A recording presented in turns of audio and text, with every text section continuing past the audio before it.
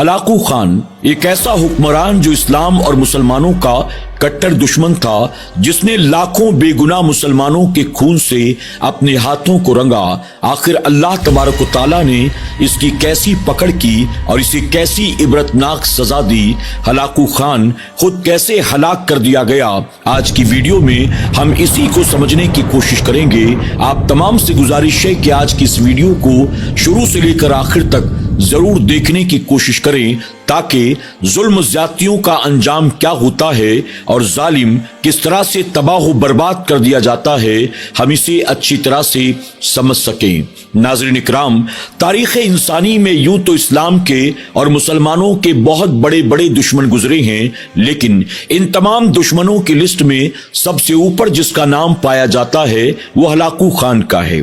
Hulagu Khan अपने दौर का बड़ा ही जालिम और जाबिर बादशाह था। जैसे हिटलर ने अपने दौरे हुकूमत में लाखों बेगुनाह यहूदियों को कत्ल करवाया, बस उसी तरह से हलाकू खान ने अपने दौरे हुकूमत में लाखों बेगुनाह मुसलमानों को कत्ल करवाया। हालांकि ये काम सबसे पहले हलाकू खान ही ने नहीं किया था, बल्कि हलाकू खान का अपना दादा चंगेज खान बहुत बड़ा जालिम और जाबिर बादशाह था। चंगेज खान इंसान और इंसानियत का दुश्मन था। अपनी सल्तनत और हुकूमत के लिए वो जिस मुल्क में फौज को लेकर पहुंच जाता, पूरे के पूरे मुल्क को तबाह बर्बाद करके रख देता था।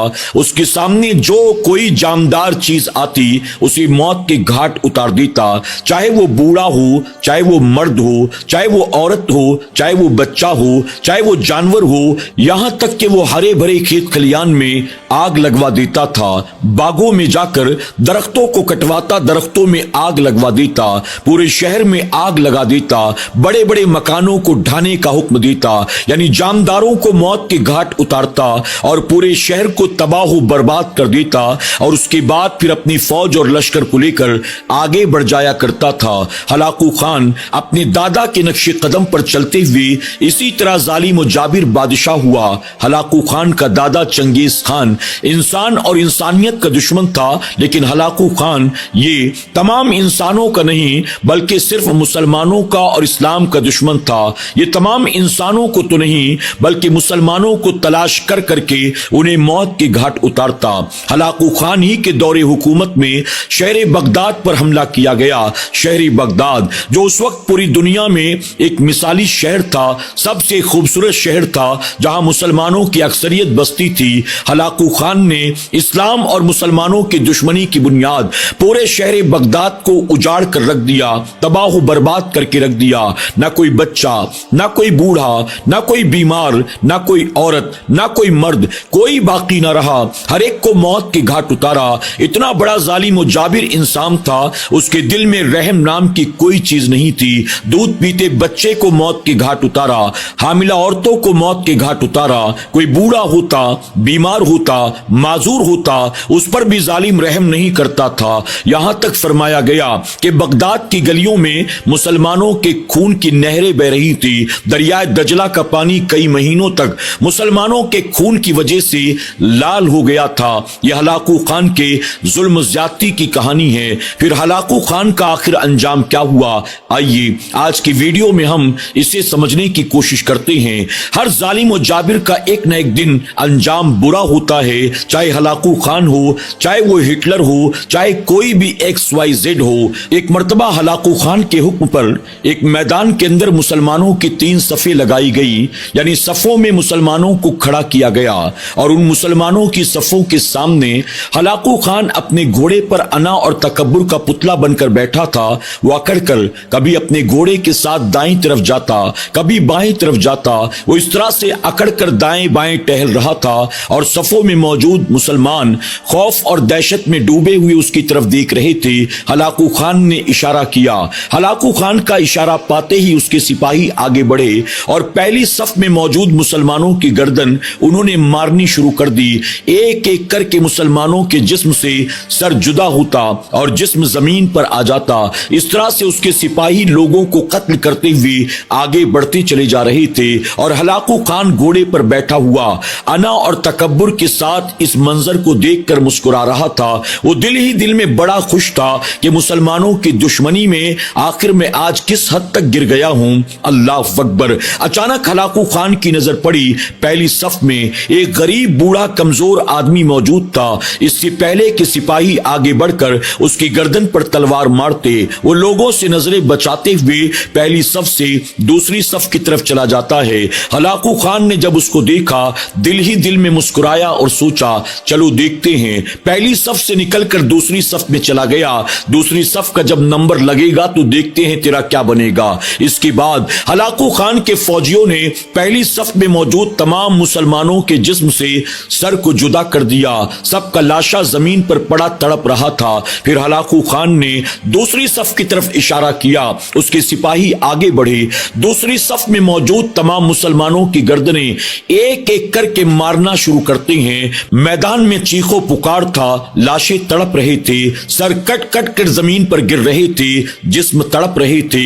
हलाकू खान के फौजी आगे बढ़ते चले जा रहे थे। जब उस गरीब बूढ़े आदमी का नंबर आने वाला था, उसने एक बार फिर से लोगों की निगाहों से अपने आप को बचाते हुए सफ से निकलता है और तीसरी सफ में जाकर दाखिल हो जाता है। हलाकू खान ने उस गरीब आदमी के इस काम को अमल को देखा, दिल ही दिल में मुस्कुराया। अब तीसरी सफ के बाद ये कहां जाएगा। आखिरकार दूसरी सफ में मौजूद मुसलमानों की गर्दनें मार दी गईं। अब हलाकू खान ने इशारा किया तीसरी सफ की तरफ। उसके सिपाही आगे बढ़ते हैं। अब तीसरी सफ में मौजूद मुसलमानों की गर्दनों को मारना शुरू कर देते हैं। एक एक की गर्दन काटते काटते काटते काटते आखिरकार जब उस गरीब बूढ़े आदमी तक वो पहुंचे, इससे पहले कि तलवार उसकी गर्दन पर चलती, हलाकू खान ने इशारा किया रुको। अब उसके फौजी अपनी तलवार को रोक लेते हैं। हलाकू खान अपने घोड़े पर बैठा हुआ उस गरीब बूढ़े मुसलमान के करीब आता है और करीब आकर कहता है मैंने देखा तू पहली सफ में था, अपनी जान बचाने के लिए भागकर दूसरी सफ में आ गया, फिर दूसरी सफ से अपनी जान बचाने के लिए भागकर तू तीसरी सफ में आ गया। अब बता अब कहां जाएगा, अब तेरी जान बचाने वाला कौन है। अब हलाकू खान की तलवार से तुझे कौन बचा सकता है। उस गरीब बूढ़े आदमी ने हलाकू खान से कहा ऐ हलाकू, जब मैं पहली सफ में मौजूद था और तेरे फौजी मेरे करीब आ रहे थे, अपनी जान बचाने के लिए मैंने दूसरी सफ का सहारा ले लिया। फिर जब दूसरी सफ में तेरे फौजी पहुंचे, अपनी जान बचाने के लिए मैंने तीसरी सफ का सहारा ले लिया। अब तेरे सिपाही तीसरी सफ तक पहुंच गए हैं और अनकरीब तेरे इशारे पर मेरी गर्दन मार दी जाएगी। अब यहां जान बचाने के लिए कोई और सहारा तो मौजूद नहीं है सिवाय अल्लाह के। अगर अब भी अल्लाह तबारक व तआला चाहे मेरी हिफाजत कर सकता है। हलाकू खान ने जब ये सुना कह लगाकर हंसता है और कहता है अच्छा अल्लाह तबारक व तआला तेरी हिफाजत करेगा, मैं भी देखता हूं अल्लाह तेरी हिफाजत कैसे करता है। इससे पहले कि हलाकू खान इशारा करता और उस गरीब बूढ़े आदमी की गर्दन को मार दिया जाता, अचानक हलाकू खान का घोड़ा बिदकता है। ऐसा बिदका कि वो खुद नीचे आ गया और नीचे आया तो इस तरह से आया कि उसका एक पांव नीचे जमीन पर आकर पड़ा, जिस्म जमीन पर लटक गया और एक पांव उसका रकाब में अटका रहा, यानी एक पैर रकाब में फंसा रहा और वो पूरा का पूरा जमीन पर आकर गिर गया। हलाकू खान के घोड़े को कुछ समझ में नहीं आया कि भला क्या हुआ। घोड़ा घबरा जाता है और फौरन भागना शुरू कर देता है। अब जब घोड़ा भागना शुरू करता है, हलाकू खान ने अपने पांव को निकालने की बड़ी कोशिश की लेकिन वो कामयाब ना हो सका। पूरी की पूरी फौज हरकत में आ जाती है। तमाम अपने घोड़े लेकर उसके पीछे दौड़ने लगते हैं, लेकिन चूंकि ये बादशाह वक्त का घोड़ा था, सबसे बड़े वक्त के जालिम और जाबिर का घोड़ा था, घोड़ा भी हट्टा कट्टा बाकी घोड़ों के मुकाबले तेज रफ्तार और मजबूत था। तमाम लोग घोड़े दौड़ाकर उसे पकड़ना तो चाहते थे लेकिन कोई कामयाब ना हो सका। हलाकू खान का घोड़ा इसी हालत में हलाकू खान को लेकर मैदान में भागता रहा। उसका सर पत्थरों से टकराता रहा यहां तक कि जब तमाम फौज वाले उस घोड़े तक पहुंचे और घोड़े पर काबू पाया, उस वक्त तक हलाकू खान का काम तमाम हो चुका था। यानी उसका सर जो था पत्थरों और चट्टानों से लड़ कर टकरा कर और जमीन पर रगड़ कर उसका चेहरा जो था बिल्कुल लहू लुहान और पहचानने को نہیں آتا تھا اور وہ ہلاک ہو چکا تھا، ایک ظالم و جابر کا خاتمہ ہو چکا تھا، اللہ نے ہلاکو خان کو اس طرح سے عبرت کا نشان بنا دیا اور قیامت تک آنے والے ظالم و جابر لوگوں کو بتا دیا، اللہ تبارک تعالیٰ جب تک تمہاری پکڑ نہیں کرتا تب تک تمہاری اکڑ باقی ہوتی ہے، لیکن جب اللہ پکڑنے پر آتا ہے تو کوئی وقت کا نمرود ہو، فرعون ہو، شداد ہو، ابو جہل ہو، ابو لہب ہو، عتبہ شیبہ ہو، چاہے وہ چنگیز خان ہو، چاہے وہ ہلاکو خان ہو، اللہ کی پکڑ سے اپنے آپ کو کوئی بھی ظالم و جابر کبھی بچا نہیں سکتا۔ اور اس طرح سے ہلاکو خان کے فوجیوں کے دل میں اس غریب بوڑھے انسان کی ایسی ہیبت پیدا ہو گئی کہ کوئی اس کے قریب جانے کو تیار نہ ہوا، کوئی اس سے بات کرنے کو تیار نہ ہوا۔ غریب بوڑھا رب کا شکر ادا کرتا ہے اور اطمینان کے ساتھ ان تمام فوجیوں اور فوجوں کے سامنے نکلتا ہے اور نکل کر اپنے گھر کی طرف چلا جاتا ہے، اسے روکنے تک کی کسی کی جرت نہیں تھی۔ اس طرح سے اللہ نے ایک پاپی سے دھرتی کے بوجھ کو کم کر دیا۔ آج کے دور کے بھی وہ تمام اقتدار والے، وہ تمام حکمران، وہ تمام تخت و تاج والے جو لوگوں کو آنکھ دکھاتے ہیں، اکڑتے ہیں، دھمکیاں دیتے ہیں، ختم کرنے کی اور زمین سے مٹا دینے کے، ملک سے نکال دینے کی باتیں کرتے ہیں، انہیں بھی سبق لینا چاہیے۔ تم سے پہلے تم سے بڑے بڑے ظالم و جابر آئے، ان سب کا انجام کیا ہوا؟